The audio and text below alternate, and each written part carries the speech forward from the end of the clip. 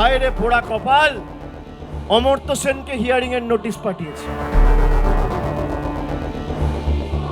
এসআইআরে আমি আস্তে আস্তে শুনছিলাম হায় রে পোড়া কপাল, অমর্ত্য সেনকে হিয়ারিং এর নোটিশ পাঠিয়েছে।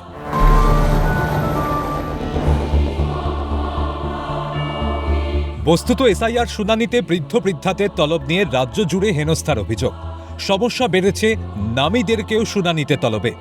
ডাক পেয়েছেন তৃণমূলের অভিনেতা তথা সাংসদ দেব, ক্রিকেটার মোহাম্মদ শামি, অভিনেত্রী লাবণী সরকার সহ একাধিক নামী ব্যক্তিত্ব। এই সব কিছুর মধ্যে অমর্ত্য সেনকেও শুনানির নোটিশ দেওয়ায় বিতর্ক তুঙ্গে উঠেছে। বিশ্বমঞ্চে দেশের নাম উজ্জ্বল করে নোবেল সম্মানে সম্মানিতকে নোটিশ কেন?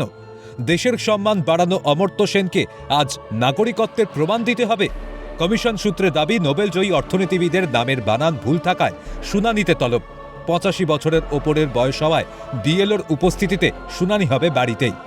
এই আবহে মঙ্গলবার বীরভূমে সভা থেকে এসআইআর ইস্যুতে রাজ্যবাসীকে আশ্বস্ত করেছেন তৃণমূলের নম্বর 2।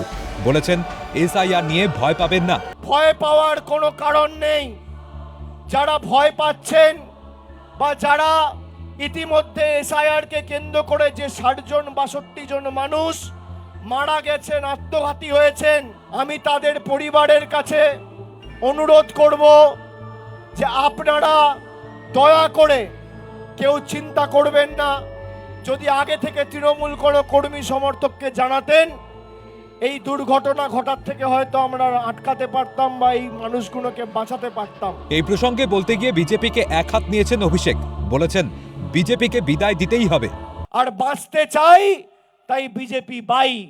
বিজেপিকে টাটা বাই বাই করে যে কটা আবর্জনা ছাইপাস এদিক ওদিক ছড়িয়ে ছিটিয়ে পড়ে রয়েছে, তাদের বিদায় দিতে হবে এই জেলার মাটি থেকে।